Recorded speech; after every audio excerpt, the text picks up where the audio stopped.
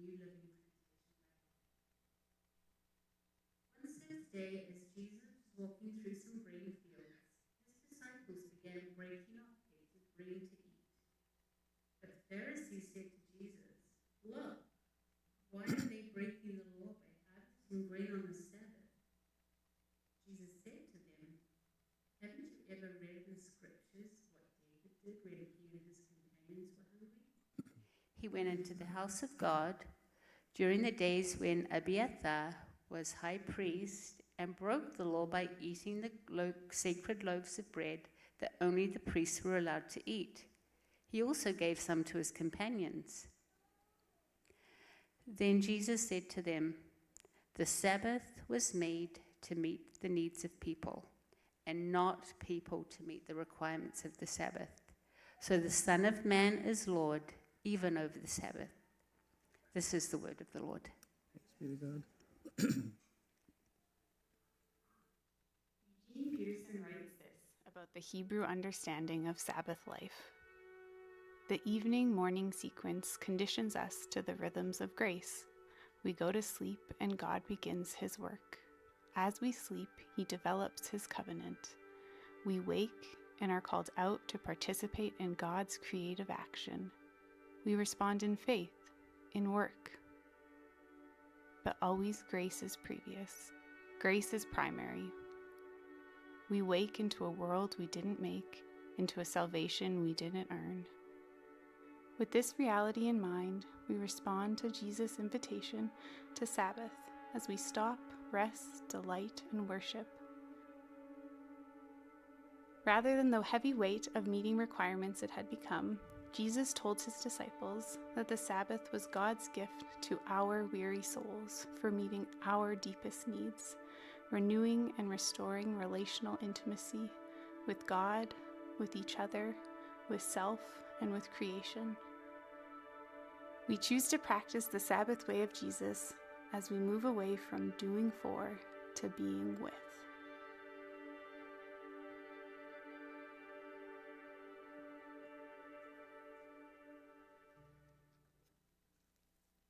So for the last number of years, every June we step into what is known as Sabbath month. And we have been learning as a community what it really means to be with Jesus in ways of rest and recovery as we think about themes of stop, rest, delight, and worship. And while there can be all sorts of stories and experiences around that word Sabbath, we have felt like Jesus has asked us to reclaim that word and what it really means. Outside of the religious trappings and obligations that many of us may have grown up with about what Sabbath observance actually is, and instead see it like Jesus says, that Sabbath was intended to meet the needs of people. That God did not give us Sabbath. God did not invite us to a place of rest, to a place of peace, to a place of shalom, that way of fullness and completeness, only to burden us and obligate us with a whole bunch of things to measure up to a standard. And it's one of the things that happens when we talk about a religious or a legalistic spirit. One of the things that happens is that the good gifts of God get corrupted from gifts of grace and love and turned into religious obligations that make us feel like not enough. And Sabbath had become one of those things, even in Jesus' day. The gift of Sabbath, this way of looking at the world from the posture of rest as opposed to production, to think of the week beginning in the place of rest. It's not something that you fall into after you're exhausted, but to say we're going to orient a whole week, it says in the scriptures, around a Sabbath day in which we cease the working. Why? So that we can remember that we're more than our work. We're more than the productivity of our hands. And that what God has instilled into the very creative order is a way of relationship and love that was meant to meet the needs of people. We see, though, through human history, and even as we come up to the times of Jesus, that a religious spirit had really gotten a hold of some people and they'd taken this wonderful gift of Sabbath, this way of seeing life through the lens of unconditional love, of protection, of goodness, and turned it into a list of rules and laws that really no one could measure up to. That kind of thinking has followed us right down into 2026, where we sit in a time and place in history where productivity and pressing ourselves and pushing further and our value being determined by what we produce and what we offer is at an all-time high, you could say. And so what better way as a church than to address that, to come against a religious and legalistic spirit by recapturing the heart of Jesus for Sabbath, which is Sabbath was made to meet the needs of people. And as we prayed about this as a team and where God was taking us over this next month, we really thought about our needs are mostly relational needs. We have a need for a relationship with God, with ourselves, with each other, and all of creation. And what might it look like to be with God, to be with Jesus in the practice of Sabbath, of reorienting our hearts around rest and not just productivity, so that our relationship with God can thrive, our relationship with each other can thrive, our relationship with self can thrive, and our relationship with creation can thrive? Is it possible that Sabbath gives us an opportunity to create an environment of growth in which life with God is experienced, not just as something observational out there, but a lived experience from the heart? And so what we're doing over this month is not just learning how to take a break. What we're learning over this next month is how to incorporate the practices of Sabbath into our lives so that fullness can be experienced, fullness of life with God, fullness of life with others, ourselves, and creation, that all of it, this coming together, this putting back together of all the things broken by sin, that Sabbath has something to say about that.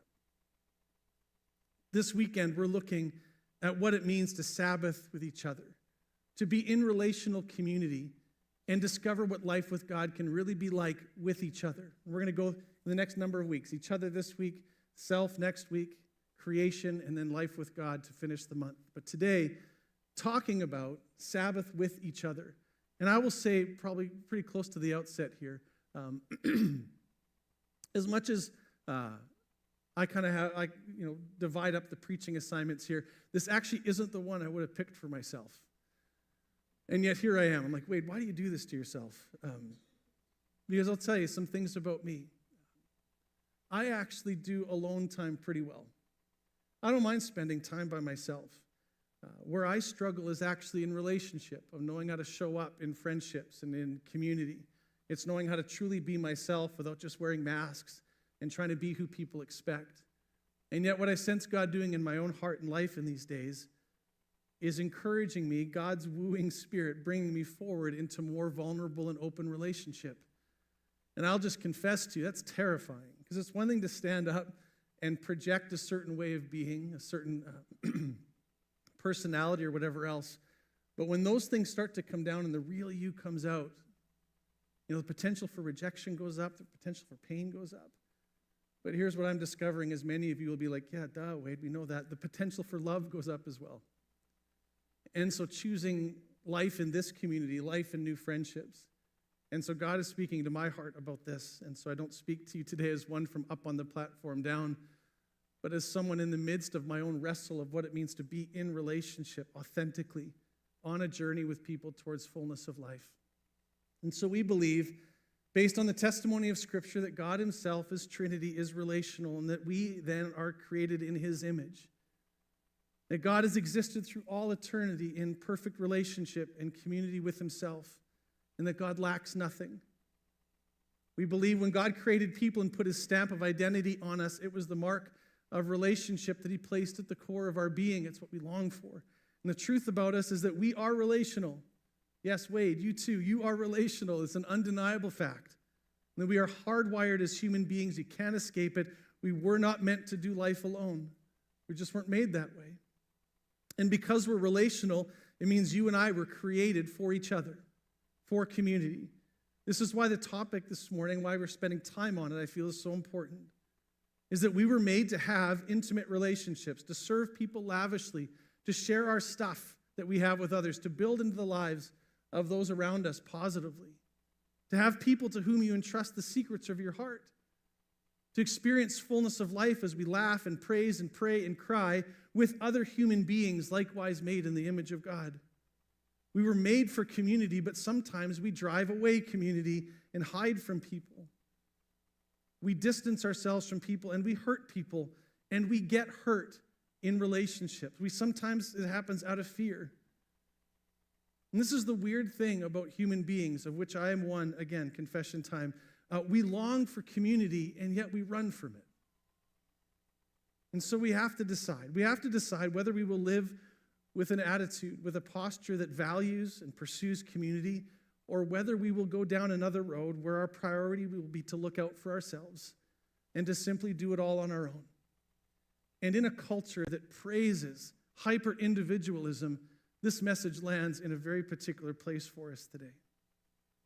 There's a book by a guy named Miroslav Volf called Exclusion and Embrace. It's a wonderful book. And he says there's two ways open to human beings. You can live life in the posture of embrace. Take people by the hand, do life with people, open your heart with them, take the relational risks when appropriate. This is the way of embrace. And God intended us to embrace people. God himself longs to embrace people. That's what we see in the person of Jesus. The heart of God's longing for human beings is that we embrace one another, and in embracing one another, even embrace God more fully. It's when we're at our best. That's the embrace way. The other way, other path in life, is to exclude, to grow cold and distant and shut people out from your life, which in one case sometimes feels safer, but all it's doing is making our world feel small. And so we can choose one of the two ways to go through life. We can choose to embrace people, to live with each other in community with an open heart, or we choose to start excluding people and God from our lives so we can pretty much go through it on our own and save the risk and the potential pain. You can try to achieve whatever it is that you want to achieve, climb however high it is that you want to climb, and acquire whatever it is that you feel you want to acquire. If you want to, you can do life that way. You can try to do the island approach and have it all be on your own.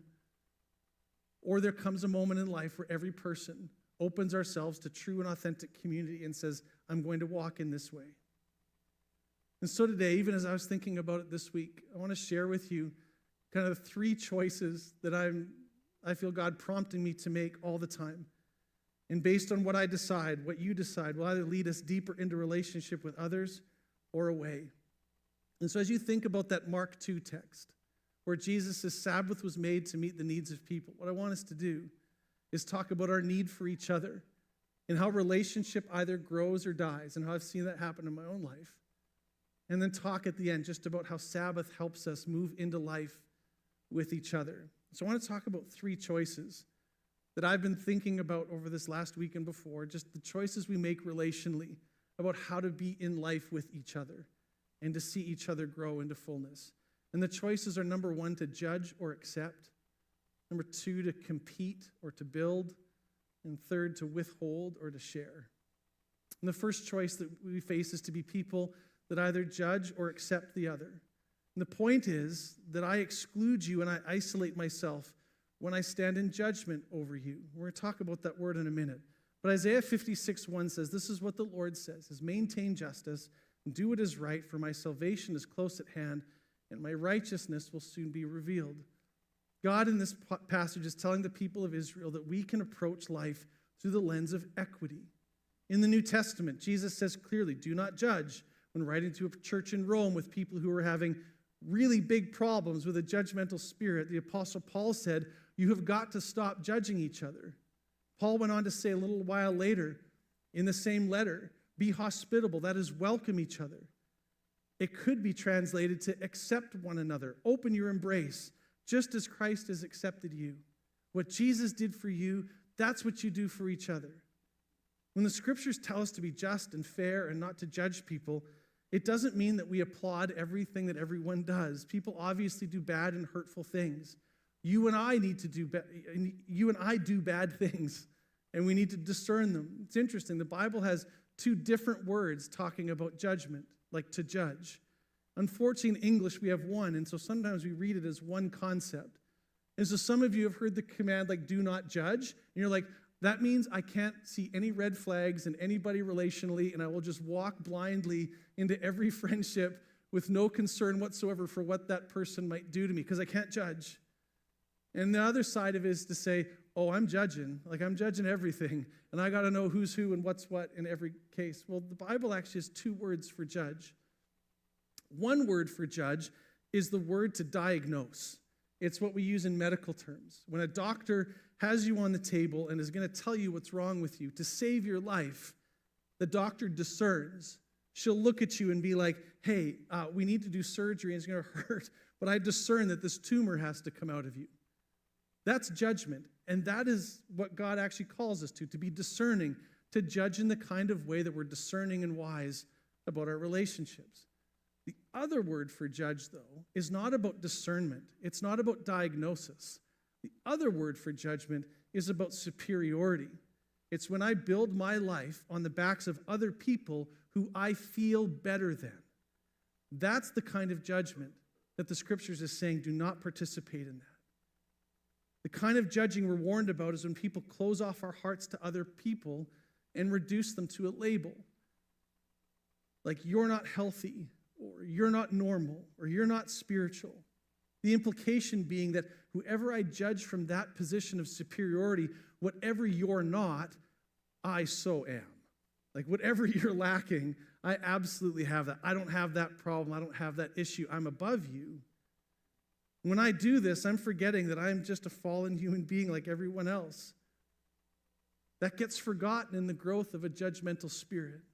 People who judge adopt a posture of superiority as if they're in a position to pronounce judgment from a place that is higher. Like in the power dynamics of relationship, to really take power and authority over others to make ourselves feel more secure.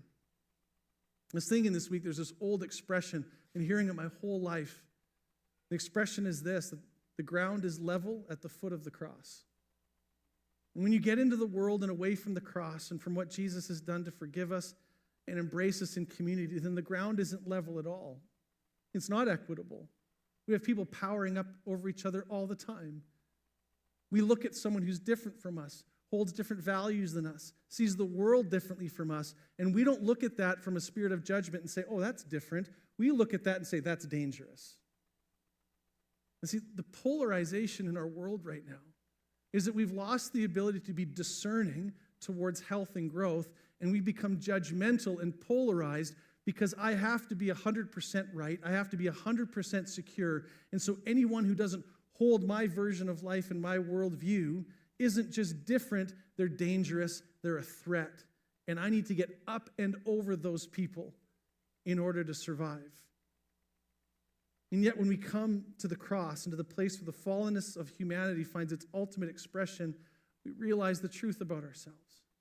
That we were made in the image of God. Therefore, we ought to look at each other absolutely not with a sense of danger, but with a sense of wonder.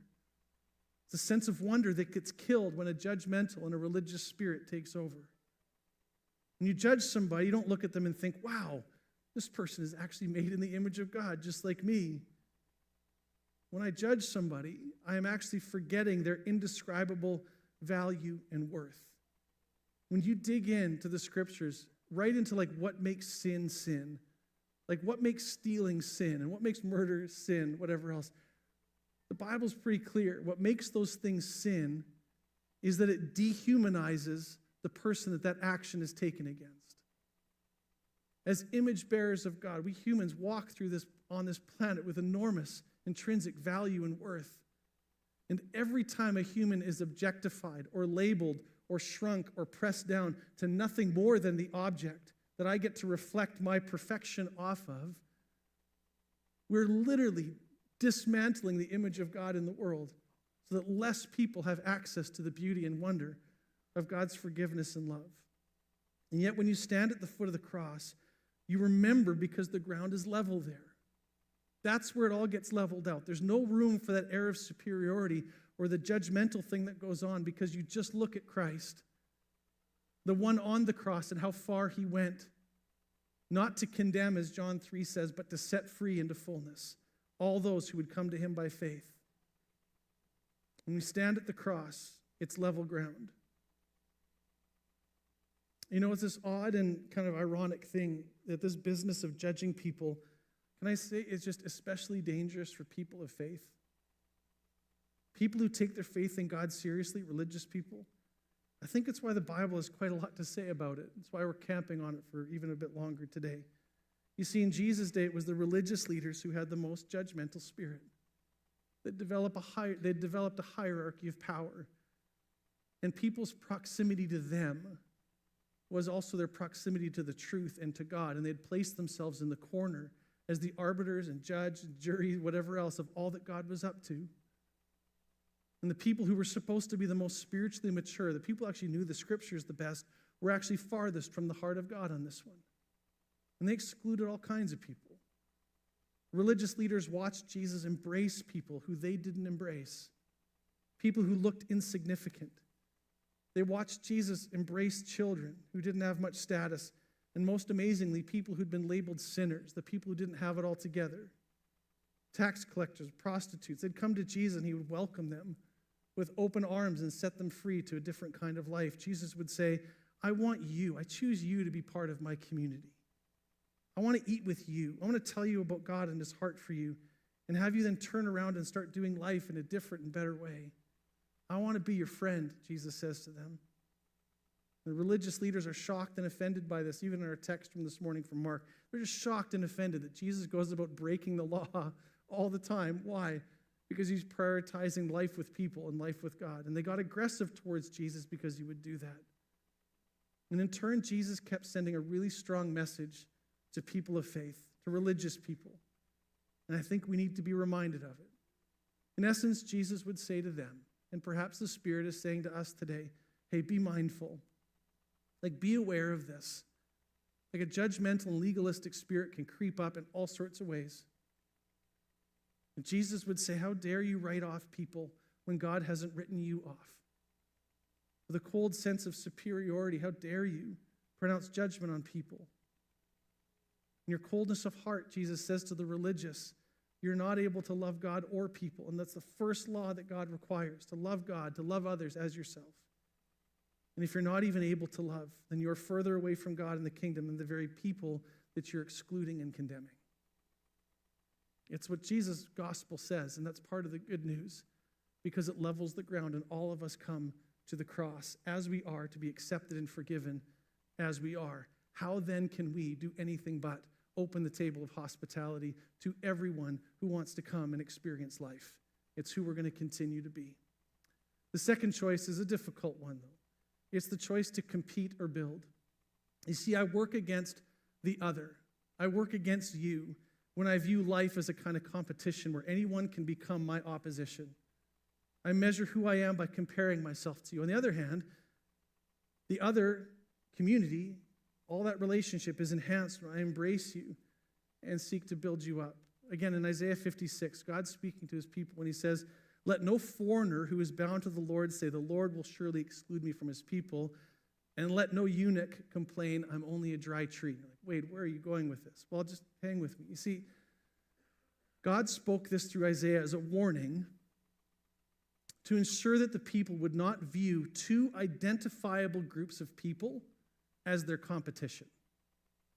The foreigner and the eunuch. God pulls these people out in community and says, listen, I want you to see these people.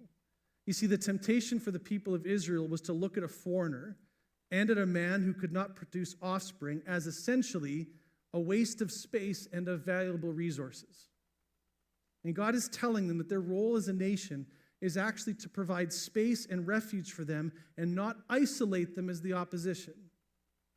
And so God's people don't walk around comparing their positions in life in order to bolster our own sense of worth. In practical terms, people whose lives are devoted to comparing and competing are honestly kind of hard to be around, aren't they? It's difficult to dialogue with a hyper-competitive person who competes on everything. When you argue, conflict is not about solving problems and coming up with solutions. It becomes a battlefield where I have to prove that my will is stronger than yours, or where I actually try to inflict pain or shame or embarrassment on you. And while you're speaking, I'm not really listening. I'm quietly trying to think up a more intelligent thing to say to you.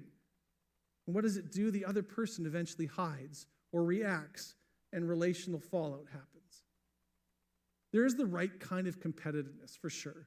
Like in a game or in our work, that kind of drive to do better, to push us to higher levels. But if I view life and relationship, if I view the one with another as competition, then immediately I have to start comparing myself to you. I have to show that I'm smarter or stronger or better or more important or more successful. And if I can't be that, then what? Then I'm miserable. and it's set up for misery. There's pushing and shoving to see who's going to win, who is most important, who's the most powerful, most successful, all that stuff. People go through their lives miserable because there's somebody who's gone further than them in some way. A family member that they have who's just achieved a little bit more or got the looks that they wanted, and it eats away and builds distrust in every kind of relationship with one another. The way of embrace says, I will refuse to try to look bigger by making you look smaller. I won't define my identity by competing with you for space or attention or anything else. I'm actually going to try to build people up. Instead of compete, I want to build. And some of you have grown up in a family and feel as if you're kind of set up for this because someone else in the family was the star child, the smart one, the pretty one, the handsome one, the successful one. And maybe you have been in a competition for love your whole entire life. The Bible says, even out of that, it's not to start competing and comparing. It just leads to misery. And so we really do get to decide. Some people do walk through their whole life measuring who they are by how they compare with someone. If someone else succeeds, a little pain gnaws at some people. You can do life that way.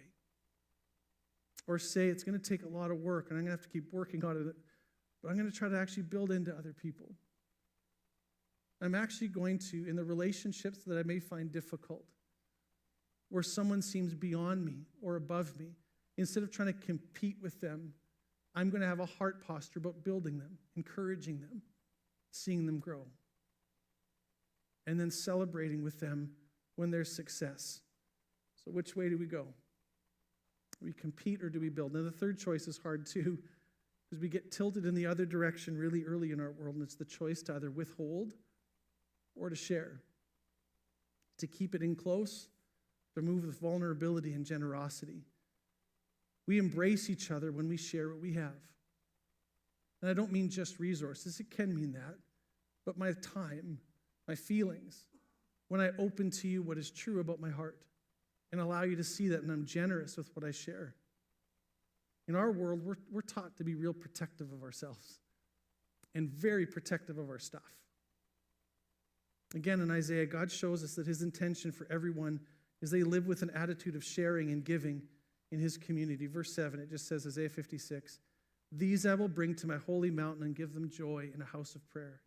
Their burnt offerings and sacrifices will be accepted, for my house will be called a house of prayer for all nations," which Jesus quotes later at the triumphal entry. This is a picture in just those few verses of full-on generosity, a community living as a blessed people because of the spirit of giving, of being open with one another, of sharing with one another. You know, another picture of this, one of the great signs of the power of the church in the Spirit when it was formed, was one of the most remarkable statements about a group of people was written in the Bible by the writer of the book of Acts. The writer said that Jesus' followers were together and they experienced this community and level playing field where people just gave to one another. They confessed their sins to one another. They shared their joys with one another. They shared their sadness and grief with one another. They empathized so well with each other. The Jews and Gentiles who'd been enemies weren't enemies anymore. They were like brothers and sisters. Men and women who had been separated by so many walls found that they could be in community together and actually enriched by each other's lives. Those who had power and those without power, slaves and free, were in community together because the power was gone. The power was the Spirit's and didn't belong to any one person or any one group. And so everyone could actually be friends. Because it's not about my power, it's about the Spirit's power. And the ground is level at the foot of the cross. Think about those who were rich and those who were poor could come together and share meals together because they all would share and everyone would bring what they had, much like our potluck today. We're all going to eat together with what we've brought. And the pull and the beauty of this community was so strong that people still reflect on it 2,000 years later and see that it obliterated the selfishness that tends to be part of any human gathering. The writer of Acts said that the people in this community didn't even think of their possessions as their own. It wasn't because they were trying to be noble. It wasn't because things are bad or it was wrong to enjoy them. It was because they had discovered something so much better than just a life of trying to acquire and to hoard and to keep for ourselves and to share life with one another. And honestly, friends, I've wondered, even out of my own life and us as a community in these days, I just wonder if God is calling us into a season of a renewed spirit of sharing instead of withholding, of really being honest with one another, of living confessional lives and not fearing the judgment that may come, but in confession, opening our hearts to one another, knowing we will be loved and embraced and walked towards the mercy of Christ together, of what it means to even look at our stuff and our possessions and our time, not as our own, but as just stewards and managers of what already belongs to God. That everything belongs to God, it comes from God, it's distributed by God, and so we don't need to be competing on who has what and who doesn't have enough.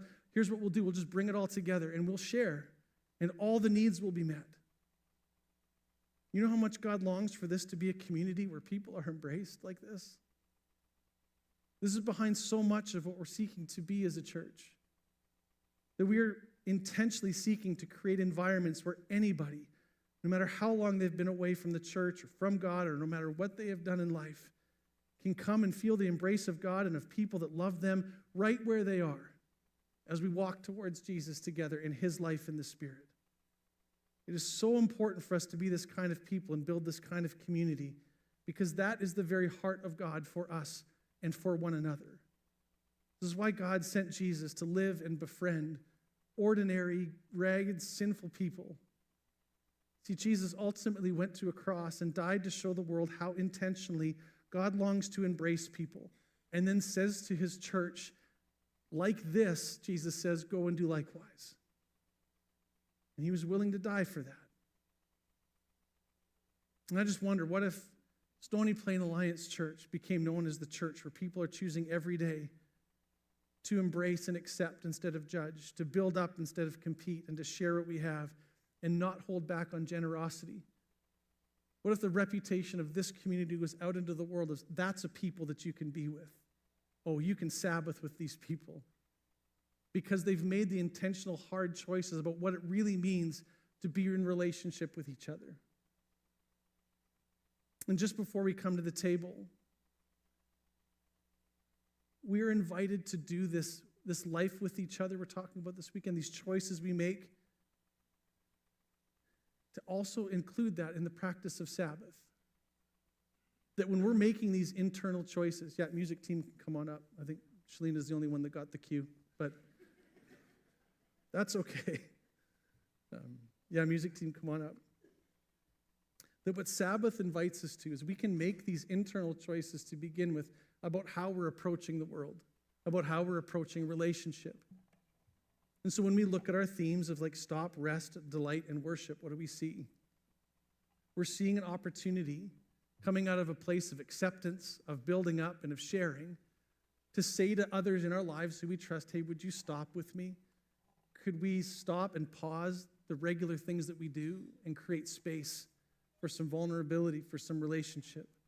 Can we rest together? Instead of always having to achieve, will you rest with me? And invite people into that experience with you. To delight together, to do life-giving activities together, do life-giving things, and spending time with the other. And that as we do that, the joy of Sabbath, as we stop, rest, delight with each other, the joy is simply magnified. It's not stolen. It's shared and it's expanded. And then to worship together and say, as people who are accepted, who are being built up, who have been embraced, who have experienced generosity, we just share that with each other. And the experience of Sabbath does not become an obligation. The experience of Sabbath becomes a deep, inexpressible joy of shared experience in life with God together.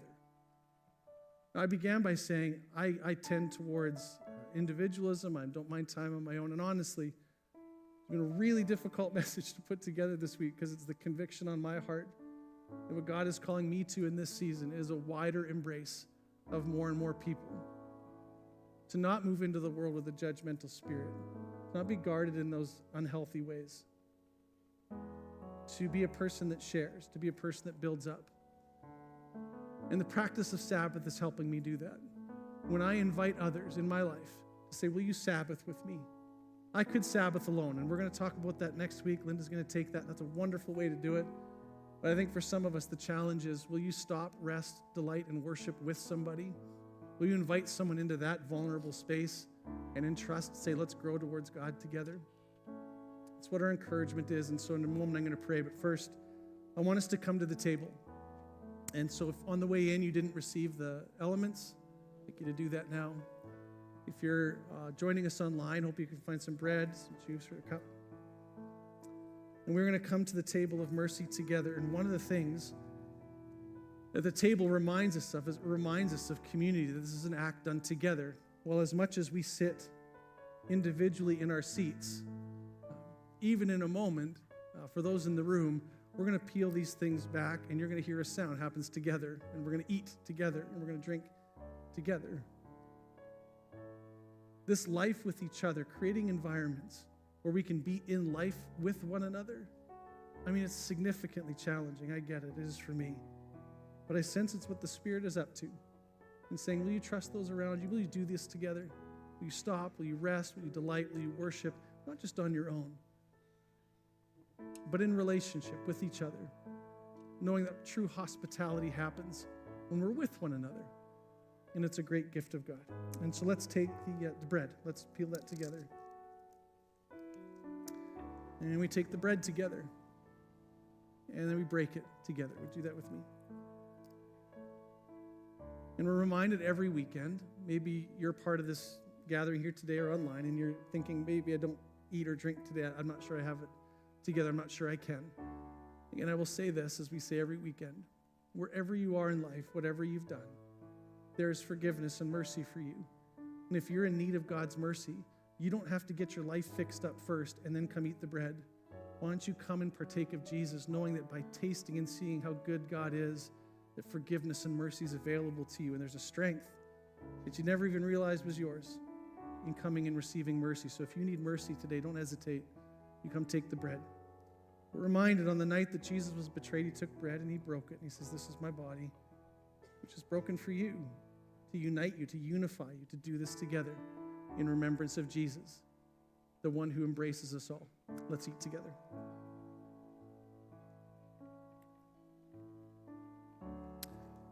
And then we take the cup.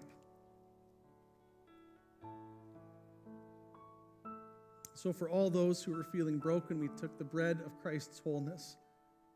For all those who are feeling empty, we take the cup of Christ's fullness. And his life is for you. And it is to be shared with each other.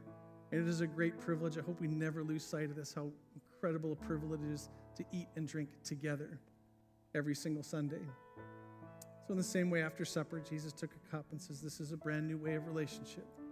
You're embraced right where you are. You are loved. You are so deeply loved.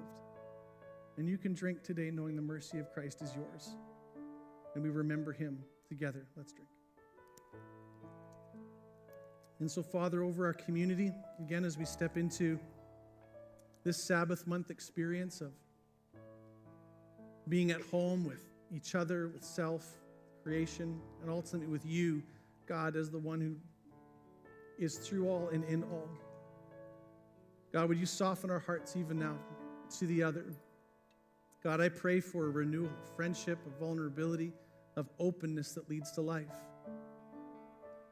I just think if there's anyone sitting here feeling really lonely and really isolated, and we talk about on each other, and you maybe can't even name a single person that you would want to Sabbath with in that way, to share life with.